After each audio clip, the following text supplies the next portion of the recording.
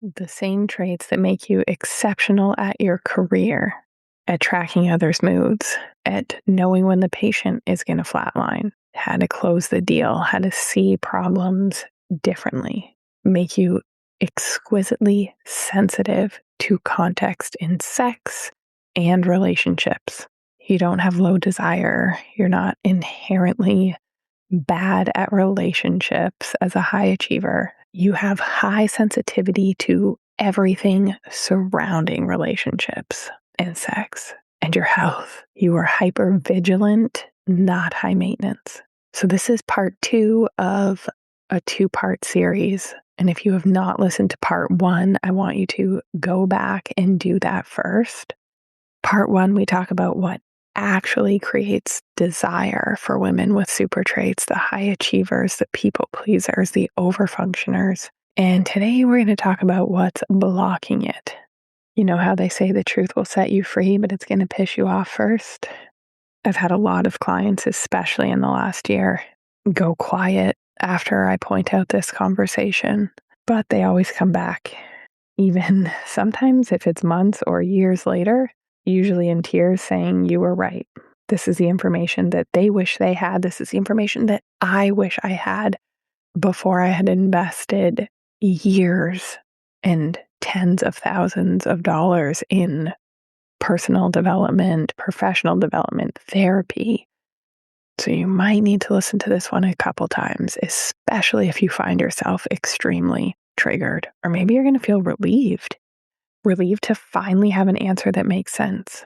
And when we can actually deal with what is, we can actually deal with the root of the problem, that's when we can change it. That's when we can start building a pleasure-centered life and pleasure-centered relationships. I'm Dr. Jordan Wiggins, naturopathic doctor, author of The Pink Canary, pleasure and intimacy strategist. And I'm here for the women that have been told by their doctors, by their own inner voice, maybe by their partners, that we are somehow the problem, that we are too busy, too stressed out, somehow not doing enough while also always doing everything. Maybe we've tried everything, things shift a little, and then they go back. And what no one is telling you is this is probably not a desire problem. It's probably not a mismatched libido problem. It's probably not even a sexual dysfunction problem. And treating the wrong problem is why you are still stuck. I missed this earlier in my career. And I want to go back and tell the thousands of women that have done pleasure principles, that have done the pleasure mindset boot camp, that have read The Pink Canary. I want to be giving them this information because this is that missing piece. It's the thing that makes it all make sense. We've talked about this, but it bears reminding. Libido is the motivational desire for sexual activity. That felt sense of wanting, of sexual medicine and sex psychology research, that libido is the brain's response to sexually relevant stimuli, and it has to do with hormonal state, nervous system state, relational context, psychologic safety. Okay, this isn't a fixed biologic drive, an on-off switch. It's dynamic, it's context dependent, and I was talking about those complexities in The Pink Canary, that having libido issues or mismatched desires in a relationship, that feeling of anhedonia, that feeling of being unfulfilled, that is our body signaling that something's out of balance. And our libido, our desire, should be treated just like sleep, just like eating enough protein. It should be prioritized when it comes to our health. But the question is why? Why is this part so challenging? Why is this part so challenging for women that I work with that have degrees, PhDs, extreme business success? They're running their households. So why is this part such a challenge? We talked a little bit about this in part 1 with the dual control model, the accelerators and the brakes, how society, how we ourselves, we don't really know our true accelerators, and how women with super traits work great at having our attention on other people, But we really need to have our attention on ourselves, our ability to receive, to know what we want, how we like to be touched. So by now you should know the pleasure basics. I outline them in the Pink Canary. You can go to thepleasurepath.substack.com to read about them. But I missed this one overarching piece. In fact, I did not even know that this existed until 2 or 3 years ago. It's why I'm writing my second book. And if you are following my steps, my Substack, you will get early chapters, worksheets, and releases there that will not be released anywhere else. So enough teasing, let's get to it. The missing piece, and I'm talking missing from your therapist's education, missing from the cultural ethos, is sexual coercion. And that is any pattern that overrides your ability to freely choose whether or not to engage in any acts of intimacy. And in my clinical experience, sexual coercion is present in the vast majority of heterosexual relationships, not because men are villains, but because male-centered sex, patriarchal relationship constructs, it's the water that we've all been swimming in. And when we know better, we do better. But let's just back this up a little bit. So sex education is coercive. Looking at considering sex as penetration, the way that men find sex most pleasurable, that is inherently coercive. The orgasm gap is a product of sexual coercion. Let's break this down further. Sexual coercion, put another way, is the use of non-physical tactics to compel a person to engage in sexual activity that they have not freely and enthusiastically chosen. And I see this operate on 3 levels with women that have super traits. Okay, number 1, what we believe about sex. Number 2, what we believe about ourselves. And number 3, what we believe about relationships. And all 3 of those work together to make coercion feel normal, invisible, and like it's our fault. And these are beliefs that are most often observed so early from both partners that we don't recognize them as beliefs at all. I'll list quickly some of the beliefs, and we can dive deeper into these in future episodes, but beliefs that men always want sex, women are the gatekeepers, real sex ends in his orgasm or mutual orgasm, I should just want sex spontaneously like he does, even though you carry 90% of the emotional labor of the relationship and management of the household and child, beliefs that our pleasure is less important than his. Hello, orgasm gap. If I don't have sex, then he's going to find it somewhere else. His sexual needs are a legitimate relationship requirement. Mine are a personal problem or failure. And these are beliefs that we both absorbed from culture, from religion, from porn, from medicine, from the silence around and censoring around women's pleasure. But all of these beliefs, all 3 of those layers, make coercion feel normal, invisible, and like it's our fault. Sexual coercion encompasses a continuum of behaviors. We're going to discuss what those are in a second so you can know how to see it. And maybe you, as a woman with super traits, are engaging in some of these coercive behaviors. I know that I was before I knew what coercion was, because it was what was modeled for me. It wasn't dealt with in therapy. And I think coercion goes undetected because doesn't require violence, it doesn't require force. It requires a structure in which the cost of refusing emotional, relational, social, financial is made high enough that compliance feels like your only viable option. So that's a break. That is not sexy.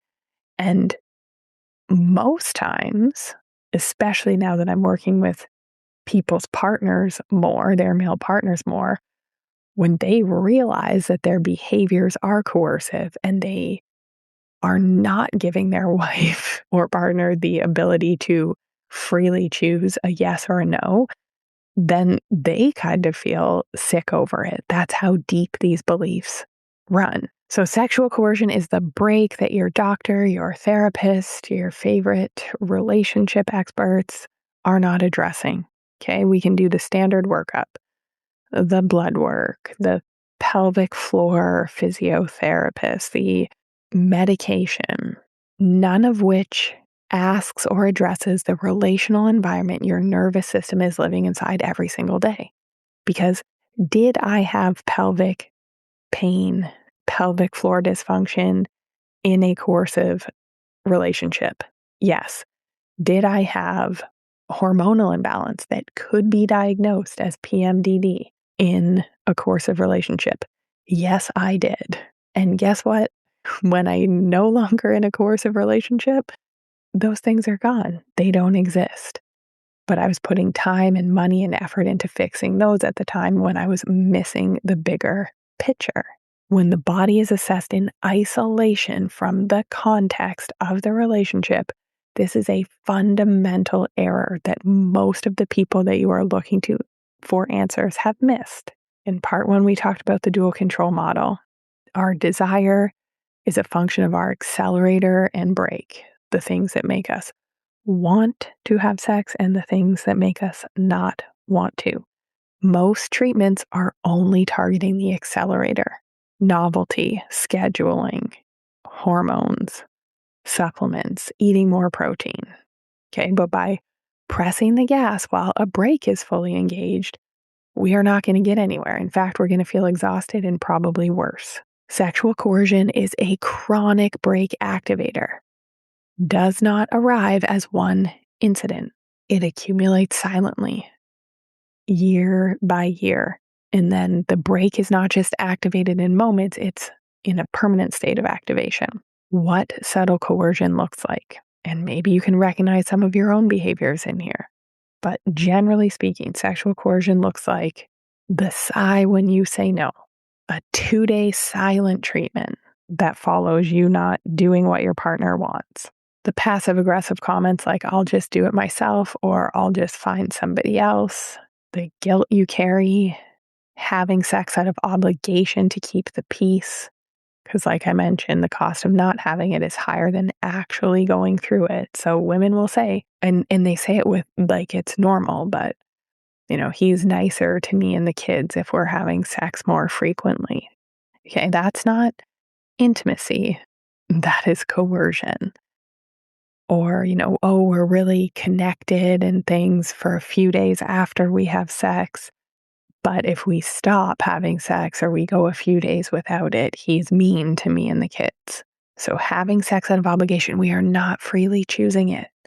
Everyone involved in pleasure-centered sex needs a full yes and a full no. We need to be like, yes, let's do this. Or, you know what? I've had a really hard day, week. I'm exhausted. Can we shower together? Can we cuddle? Can we read together and see where it takes us? And being able to say, not tonight, honey, or you didn't pick up your socks for the third time that I asked, or you didn't help me with getting the refrigerator fixed. I don't feel seen or cared for or supported. So no, I don't want to have sex tonight. And your partner saying, okay, your partner respecting your no. We need a full yes and a full no in pleasure-centered intimacy. And often the high-achieving women that I work with, they are not capable of giving a full yes because they have not done the self-work and self-exploration to know what they even want sex to look like. They've defaulted to what their partner wants or male-centered sex. So your body logs all these behaviors over time. So desire leads to pressure. His wanting leads to disconnection or punishment if I say no. So sex, therefore, is something that I have to manage instead of feel and breathe present with. So that puts the brake on more and more over time. This is not a hormone problem. This is not a communication problem. This is a system problem. Testosterone, medication, does not fix sexual coercion. That's why there is no Viagra for women. Safety is a physiologic requirement, not a preference. The branch of our nervous system that governs both safety and arousal, where our pleasure centers are, these are the same systems. Okay, we can't separate them. We cannot override them with effort, attraction. God knows women with super traits have tried. And as I mentioned in part 1, Dossie Easton, who I like her definition of safety the most. Okay, safety is not the absence of intensity. It's the presence of conditions for full participation.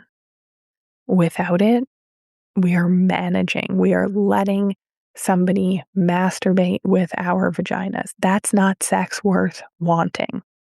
And we shouldn't feel like we're broken for not wanting that kind of sex.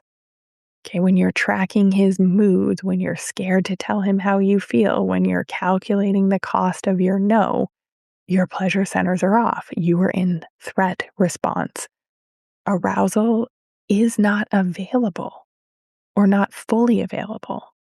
Your body is trying to protect you from conditions that do not feel inherently safe.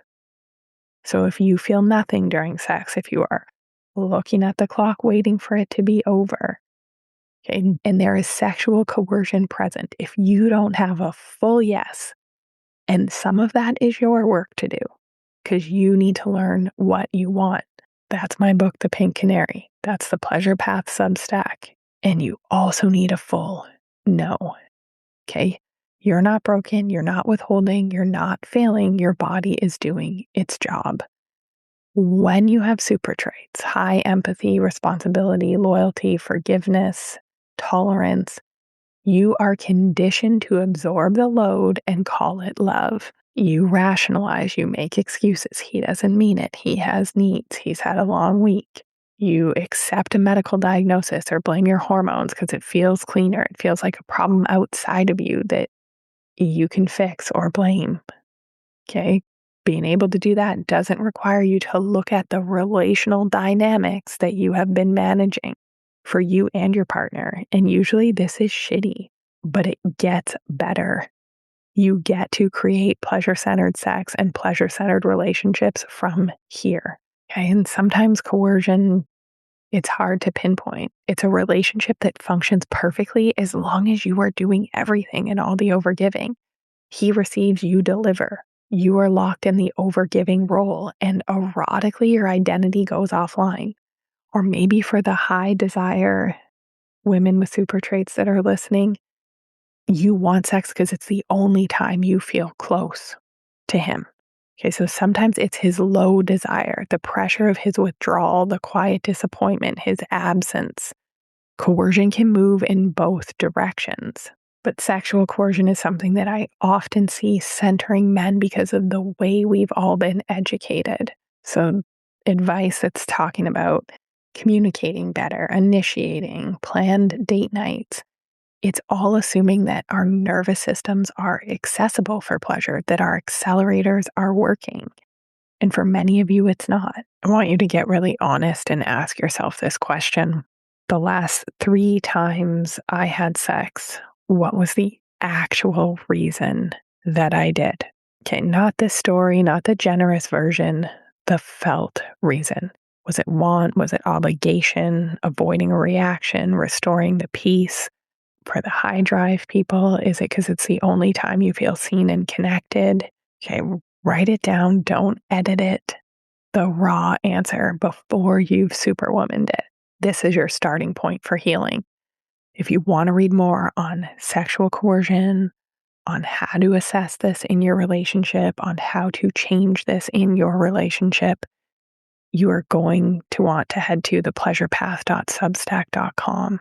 If anything in today's episode landed and you recognize yourself in the woman who understands everything and is still collapsing, is still having the same fights, is still seeing the same relational patterns, you're carrying way more than your share. You've tried boundaries, you've tried writing letters, you've tried couples therapy, and things always end up with you holding the bag. I want you to know there is a next step. On April 29th, I'm running the Hold Your Center in the Moment method for women who lose themselves to overfunctioning. This is 3 hours of working directly on dismantling your overfunctioning patterns. So the next time somebody withdraws, somebody pressures, somebody's disappointed in you, you have interruption available. This is 3 hours, 10 women, and you are going to leave with a clear map of your personal overfunctioning signature. A somatic sequence you can use in 15 seconds for any conversation. Verbal tools that interrupt the pattern of overfunctioning without defensiveness, without performing, and tools to hold someone else's discomfort without collapsing and managing it. This is about removing our reflex to disappear, to overfunction, so that we can be met, so that we can receive. Head to the show notes. We start April 29th, and if you are a past client of mine, DM me for your 50% off discount code.